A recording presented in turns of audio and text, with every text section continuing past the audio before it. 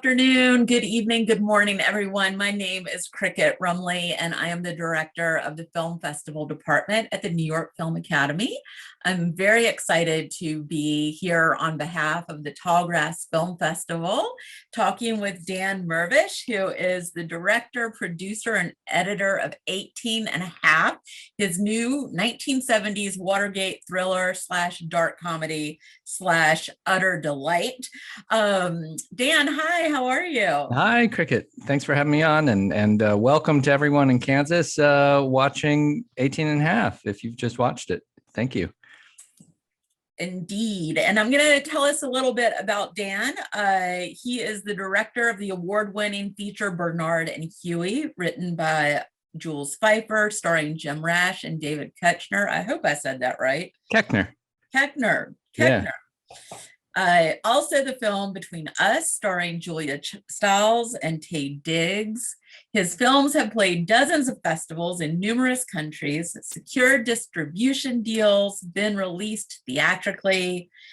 Dan was mentored by Robert Altman, one of my favorite filmmakers, and co-founded the upstart Slam Dance Film Festival, which I would say is so legit now, Dan. It can't quit. I mean, come on.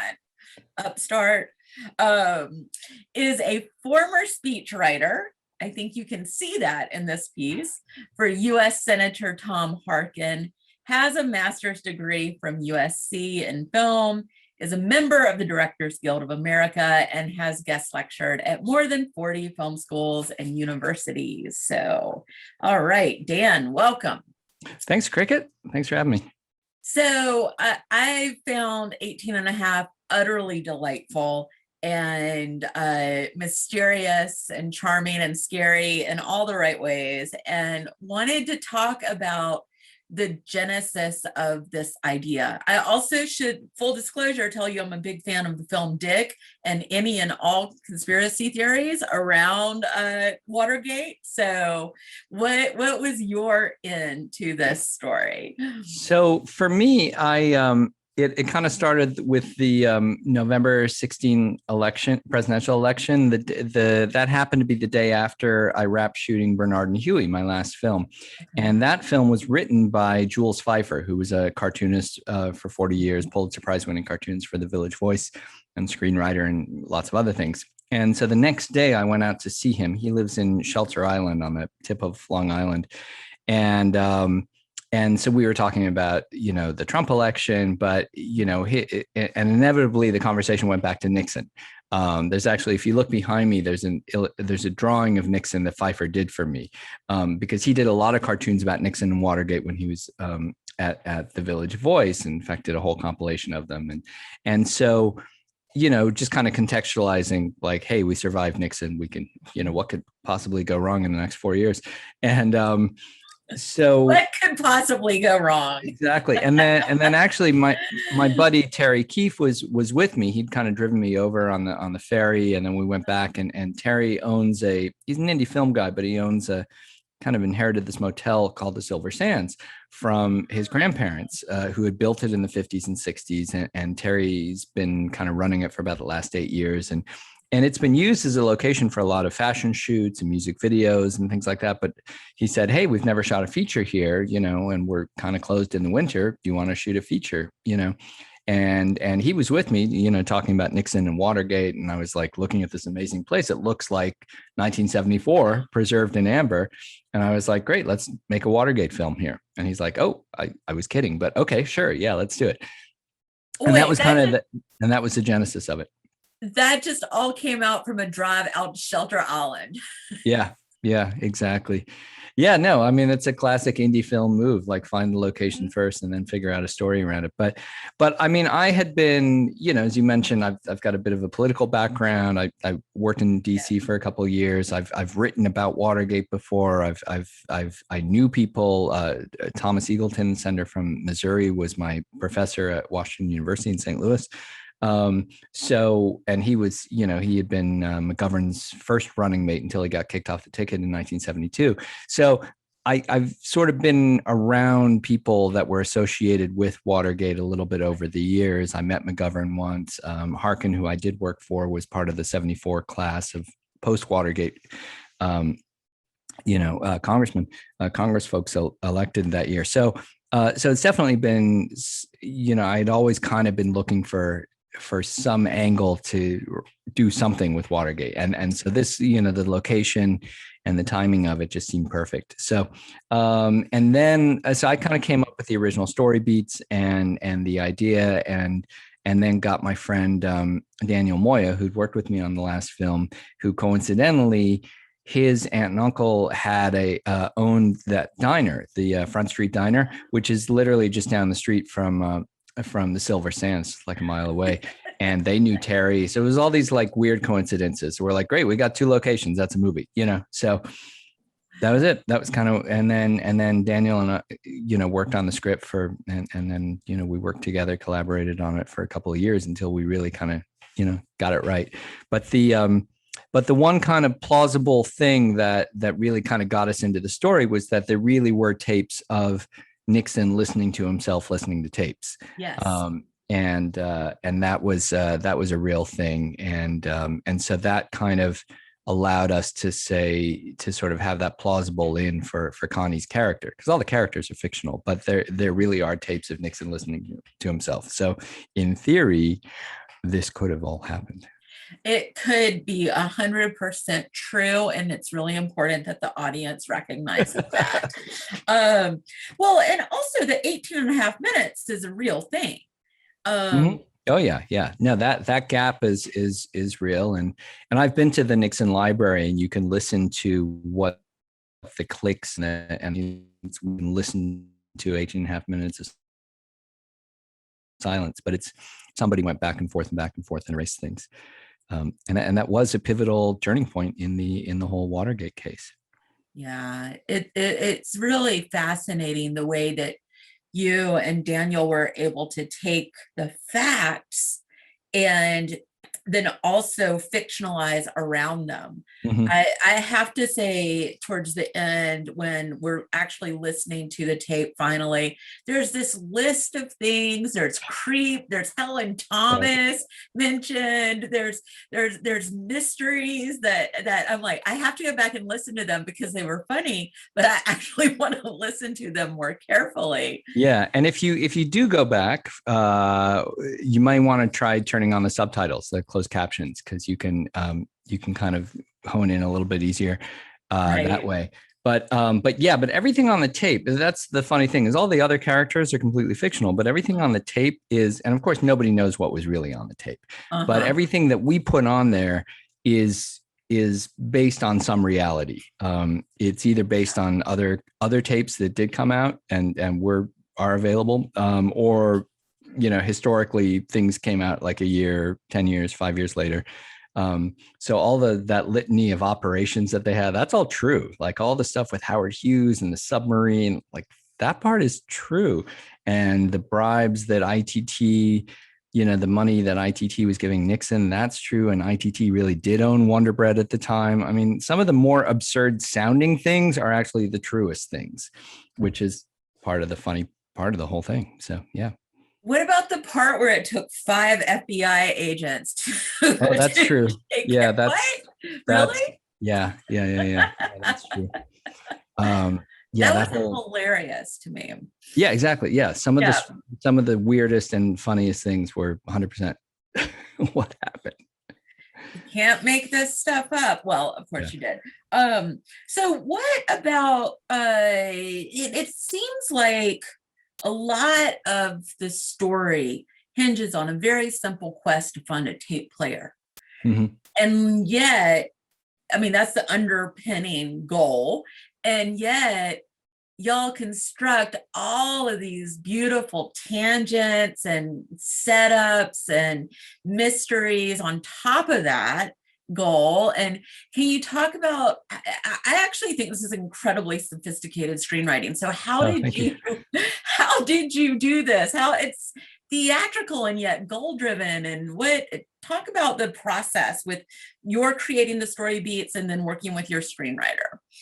Well, we kind of knew where we wanted to end the movie, as far as, they should be listening to the tape and then somehow there's an interesting way of there's two ways of doing historical fiction. So for example, there's a Tarantino way where history is changed at the end of the movie, where, Manson didn't kill, he's done that in a couple of movies.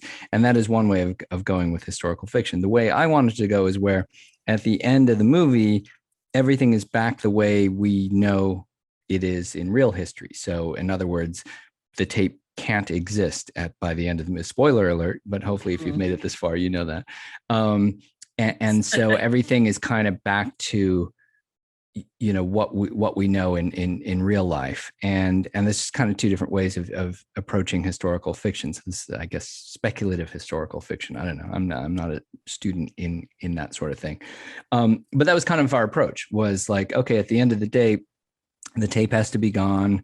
Half the characters are gone, and she, but still as we always kind of brought it back to Connie, played brilliantly, I think, by Willa Fitzgerald, who was great to work with, and always tried to make it like, what is her arc? What is her character? At the end of the day, is she changed? Like, it doesn't really matter what happens with the plot and the mechanics of the plot.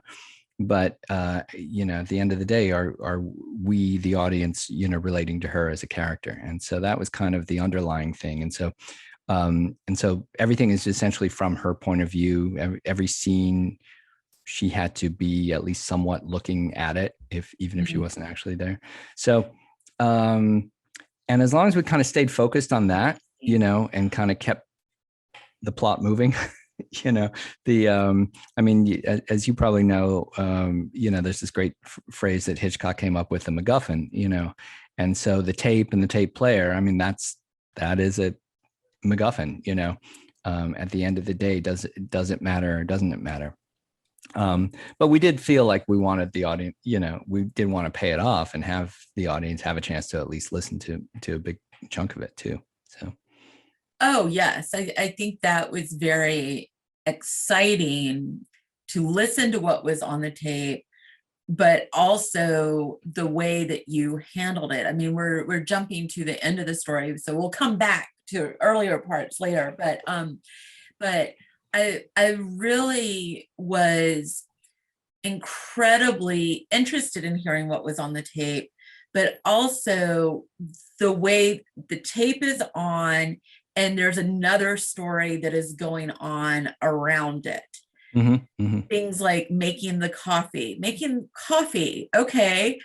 It's amazing how that became an important goal and very visually stimulating. And then the spilling of the coffee, the burn turns into lovemaking, and then the camera's traveling outside, and I'm like terrified that somebody's going to kill them. Yeah. Well, and that was kind of that was in the early stages, that was kind of my thing, was like, what's the most absurd version of them listening to the tape? It's like, well, while making love, like that's literally the least what's the least sexy soundtrack you can be making love to? It's like, well, the voice of Nixon, so, and I thought, well, let's play with that, Very true. So let's talk about how you shot that scene and the tapes. Were they listening to what was on the tapes during the scene? We did the tapes that they were listening to did not have that conversation because we had not recorded it with the voice actors yet. That actually happened later.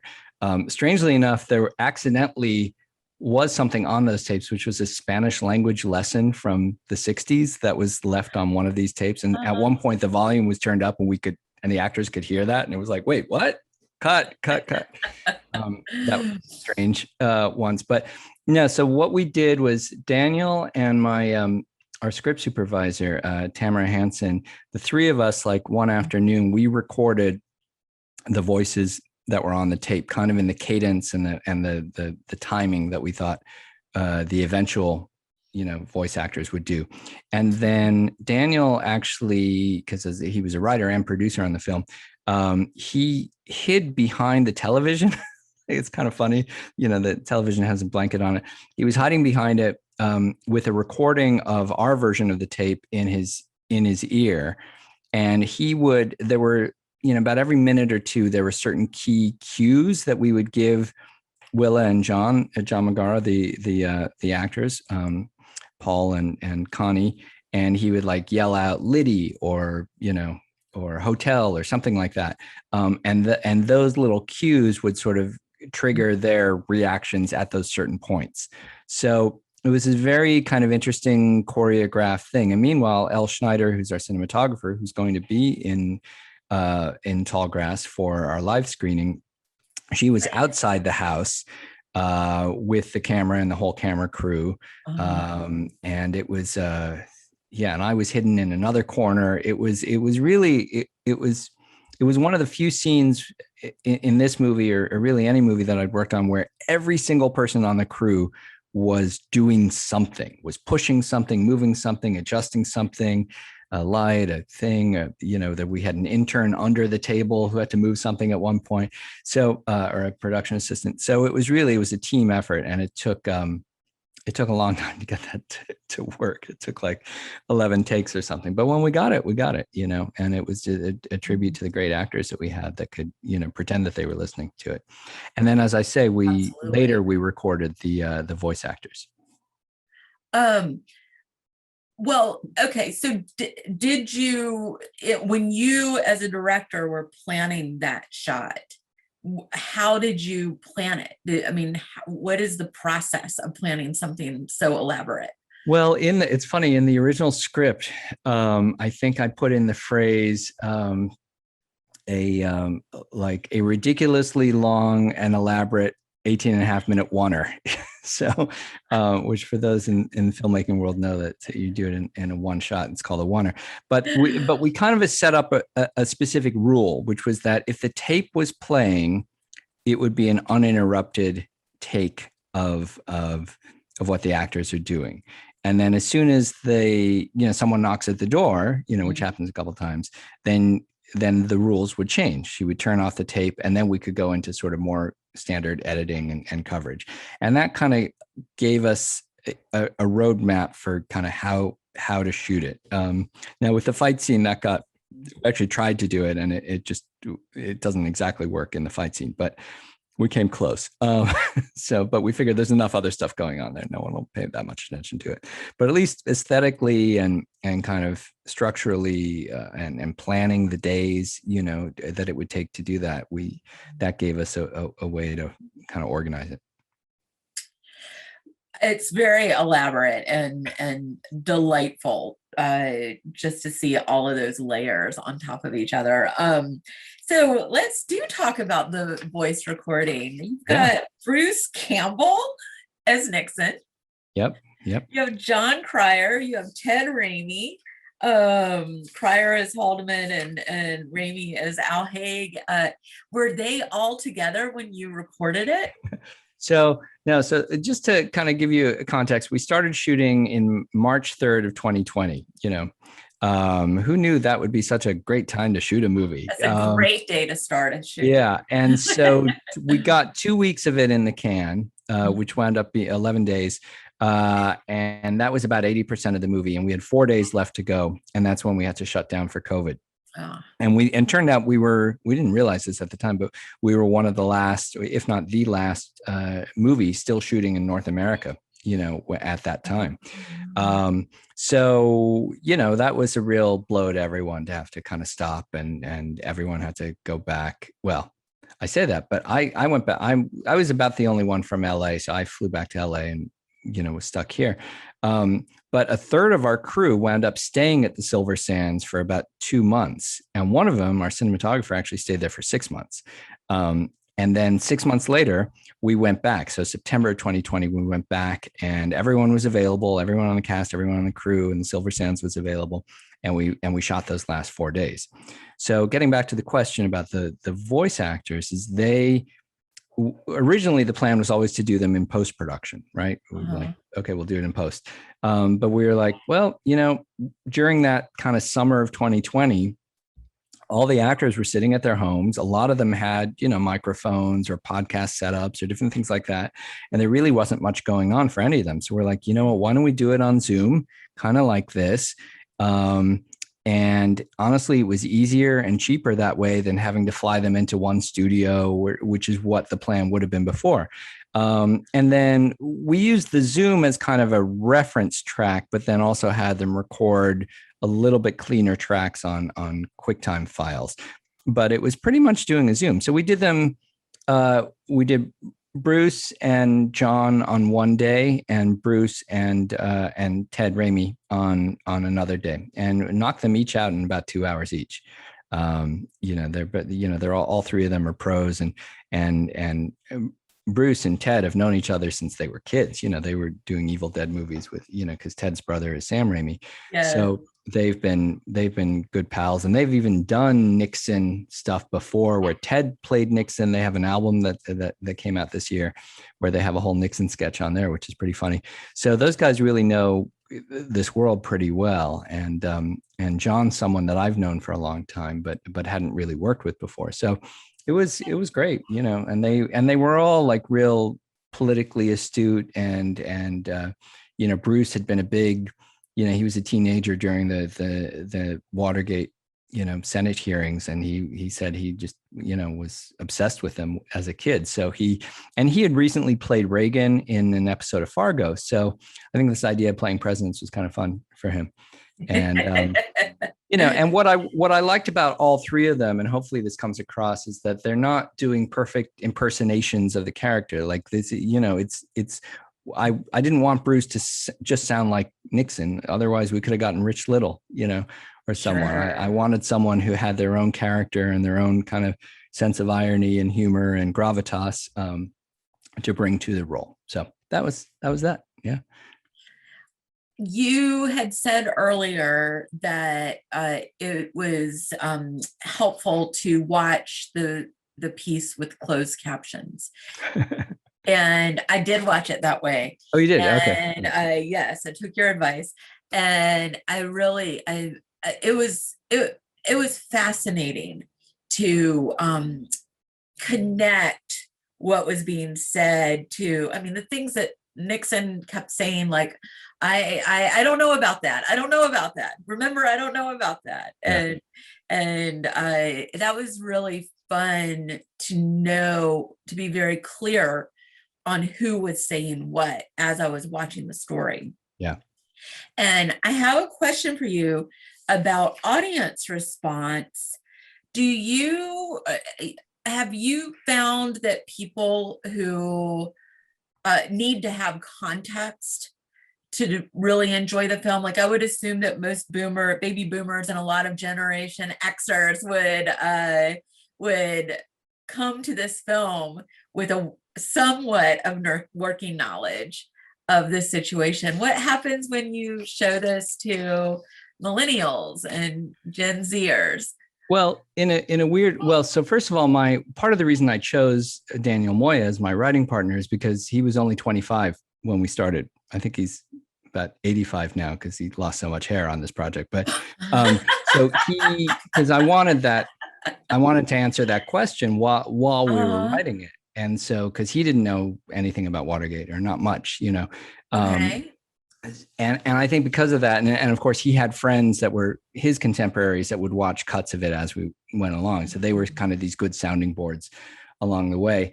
But what's interesting that I found is that, we also workshopped the script at the University of North Texas in Denton, Texas. And all those students were like, 20 years old.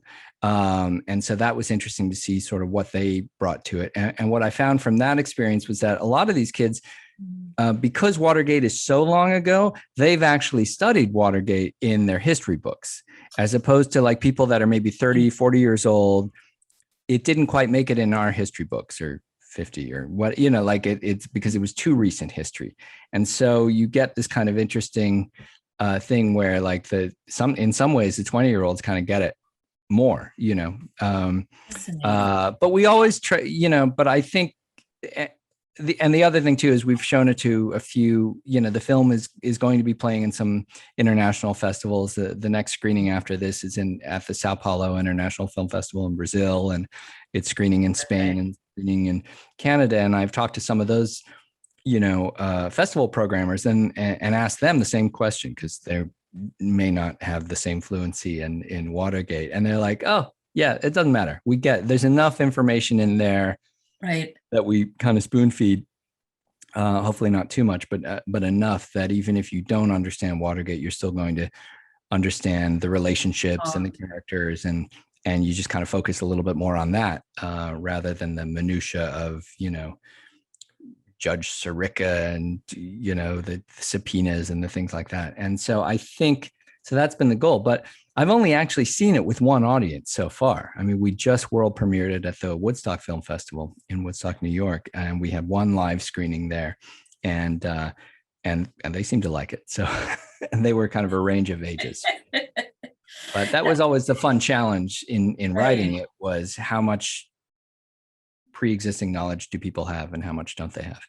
So, I think that you're asking that question from the very beginning, and working with a younger screenwriter, I think, is really helpful. I couldn't help but think of Wag the Dog, and how that had to create for the audience a fictitious scenario. That was very political. Although in this case, it's history, so much of it. Okay, so let's talk about, there's so many things to talk about, Dan. I don't know where to go next. Let's talk about, I really loved character choices. You mentioned Connie's character art, her superb memory, Lena's over-the-top French personality, the hippies, how did y'all go about thinking about character, and what were the most delightful choices that you made from your point of view? Sure. Well, I think in the early stages, one thing that I wanted to think about was kind of this weird time, 1974, because it was like the post-hippie era, but pre-disco era. It's not exactly what we think of as quintessential 70s, which was, would come a few years later, but the hippie scene was kind of fading. And so, but the Samuel and Lena characters were kind of the World War II generation still, and they were very much active and playing around with them as characters, and what were they doing, and what were middle-aged people in 1974 doing. And experimenting with their own sexuality and swinging, and being cosmopolitan, and their version of what is cosmopolitan, going to Brazil and whatnot. We find out later what they were really doing in all these places. But the couple. Yeah, exactly. So, and then placing it a little bit in the context of Vietnam, with Connie's, dead husband, but also Barry the hippie, having come from, being a post-Vietnam, specific kind of hippie / cult leader / terrorist, what you call them, what you will, and the Wonderground Revolution. So just kind of playing with those different elements in society, and then Connie and Paul kind of finding their way sort of in between, all of them, all those different elements. So they, a little harder to pigeonhole, but I think that's what, most of America weren't swingers or hippies or, or Nixon fanatics. There was probably a lot of people right there in the middle, I truly enjoyed things like Connie being able to weave this story out of nothing, about how Ruth being able to weave the story of how Archie proposed out of nothing, and his like embarrassment and awkwardness was so enjoyable, and such a nice, like, it pays off so nicely when they start kissing while listening to the tape. It was just a fun payoff, and the Wonderground Revolution search for batteries pays off when we find out later when Connie's leaving. what they've been up to. It was very very sophisticated, the way that you were able to weave these elements together. Well, honestly, having a 6-month gap between the first part of shooting and the second part allowed us to kind of go back through the footage and say, oh, wait, we need to drop an extra little hint about this in here. The scene of the hippies on the beach, where you mentioned, is it a musical or not? Sullivan Jones, who played Barry, said to me right before we were shooting, oh, I play guitar. Should I bring my guitar with? And I go, yeah, you should. Yeah, you should just bring it, just in case. And then I, called my composer, Luis, and I said, Luis, we got to write a song tonight, and then Sully shows up the next day, and I was like, yeah, we got a song for you. He's like, well, hang on, I don't actually play guitar that well. And I was like, come on, you've been on Broadway, you must be good.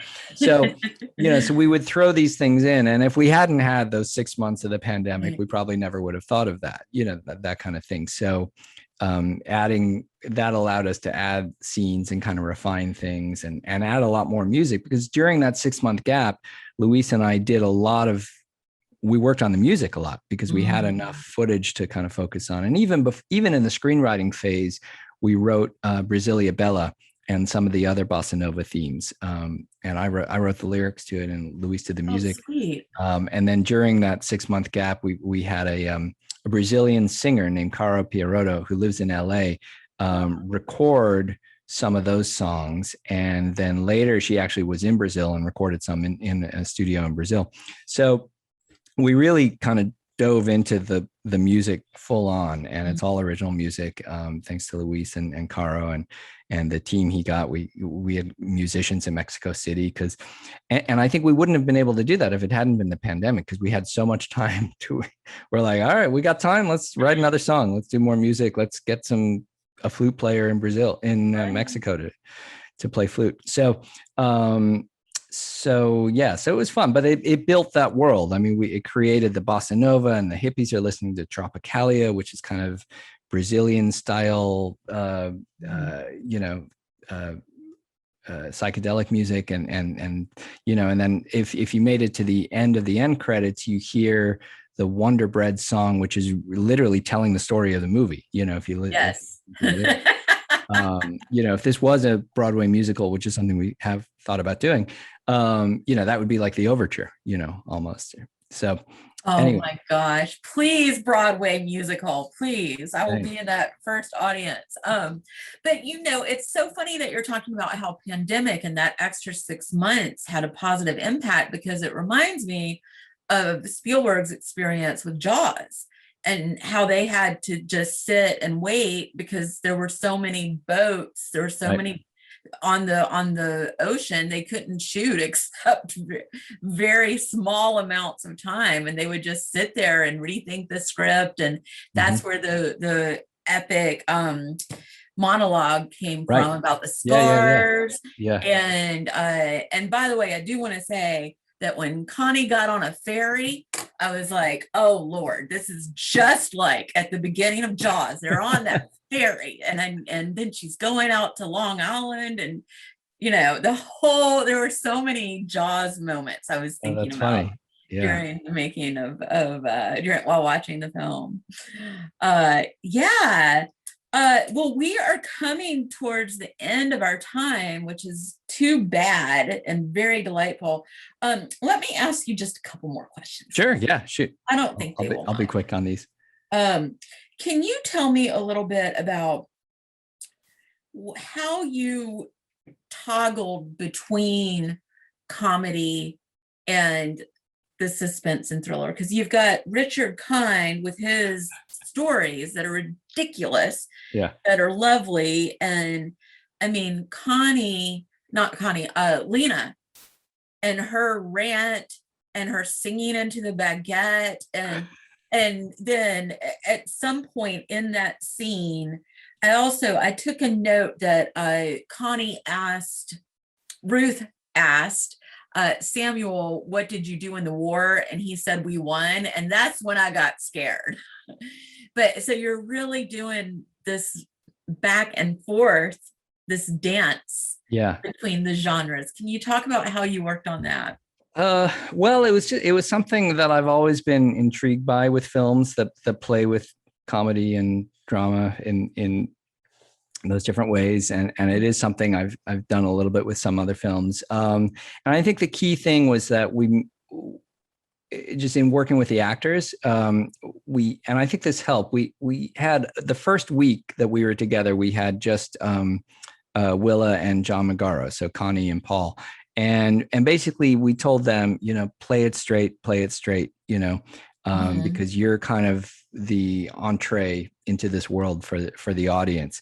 But it's funny because it was only really when we were working on that final song that I realized, oh, this is kind of like Alice in Wonderland. Like Connie goes down the rabbit hole and literally instead of taking a pill or the mushroom or whatever, she takes a bit of Wonder Bread at the beginning of the movie.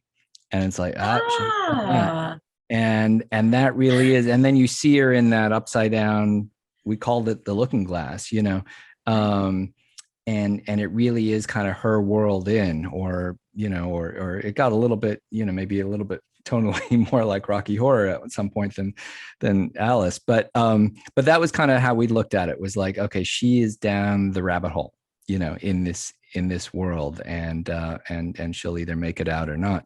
But she was great about playing it straight. And it was funny because then the actors, Kathy Curtin and Vondi Curtis Hall came in that second week, and they had just been cast like 3 days before or 2 days before. It was for all kinds of reasons. And so when Kathy just starts in with that accent, and the reactions from Connie and Paul were pretty much real. They were like, what are we in for here? Like, we have no idea. And it worked. And then we kind of realized, we're like, you know what, that works for the characters, that works for and we hadn't shot the Richard Kind scenes yet. We hadn't shot the hippie scenes yet, but I knew that they were coming, and I knew, okay, that gets us into this weird world.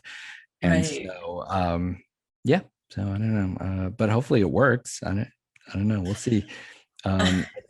At our first audience, people laughed. So that was a good sign. That's how I knew we had a comedy, I guess. You don't always know.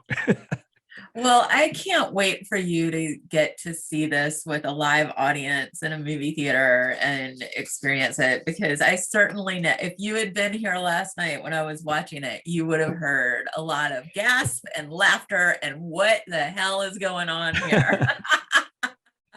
Good. That's great to hear. Great to hear. And if folks out there who are watching this, want to drop me a line and tell me what you thought, as long as it's reasonably nice, feel free to email me at dmirvish@slamdance.com, or go to our website, which is just danmirvish.com, DANMIRVISH, and then go to the 18.5 section. And let us know what you think, and tell your friends about it. Tell your friends, if you have friends in Brazil, tell them to go watch it there. If you have other friends in Kansas, they still have time to watch it, depending on what day you're watching this. And then we have other festivals coming up. I will whisper a secret that we're going to be in St. Louis in mid-November, which is not that far from y'all. So, yeah. And then other festivals coming up around the world. But we don't have distribution yet for the film. We've just started showing it to distributors, and they're kind of looking at it like you, like, is this a comedy? Is this a drama? Is this a thriller? And so we don't have distribution yet. So if you know any distributors, please tell them. If you know any film critics, please tell them. And if you liked it, tell them to watch the film. If you didn't like it, just don't say anything. Just pretend this never happened. Thank you very much for watching the movie and watching our fun little, well, it was fun for me, Cricket. So watching our Q&A here. I have had a wonderful time. And I think this is going to end up on YouTube at some point. So if you are watching this on YouTube, please like and share, so more people can enjoy this incredibly delightful romp. And Oh, Dan, this has been really fun. And Yeah, well, thank I you. really hope it actually recorded. And And there isn't an 18.5-minute gap in the middle of it. We'll find out. we Um, shall see. yeah. Well, thank you to you and to everyone at Tallgrass, Melanie and Andre and Hannah and everyone over there. It's never easy to organize a film festival, even in the best of cases, much less a hybridized film festival in the middle of a pandemic. So, and thank you to everyone in Wichita and throughout Kansas for watching the film. What he said. All right. Good night, everybody. Thanks so much.